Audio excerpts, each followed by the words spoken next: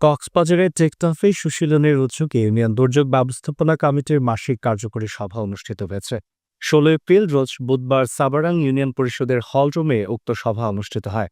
Sabrang union পরিষদের প্রশাসক ও উপজেলা সিনিয়র মৎস্য কর্মকর্তা মোহাম্মদ দিলার হোসেনের সভাপতিত্বে ও এনজিও সংস্থা সুশীলনের ফিল্ড ফ্যাসিলিটেটর তারিকুল ইসলামের সঞ্চালনায় অতিথি হিসেবে উপস্থিত ছিলেন চান্দশী পাড়া সরকারি প্রাথমিক বিদ্যালয়ের প্রধান শিক্ষক জাকের হোসেন, সাবরাং উচ্চ বিদ্যালয়ের সহকারী প্রধান শিক্ষক আনিসুর রহমান, উপজেলা project officer Gouranga Ghosh, UFF Farida Parvin, union পরিষদের সদস্যবৃন্দ ও ইউনিয়ন দুর্যোগ ব্যবস্থাপনা কমিটির সদস্যবৃন্দ প্রমুখ। উক্ত ইউনিয়ন দুর্যোগ ব্যবস্থাপনা কার্যকরী কমিটির সভায় সুশীলনের পক্ষ থেকে ঘূর্ণিঝড়ে আগাম সারাদান প্রকল্পের একটি প্রেজেন্টেশন উপস্থাপন করেন উপজেলা প্রজেক্ট অফিসার গৌরাঙ্গ ঘোষ। অতিথিরা দুর্যোগের পরবর্তী ও পূর্ববর্তী বিভিন্ন বিষয় নিয়ে গুরুত্বপূর্ণ আলোচনা করেন।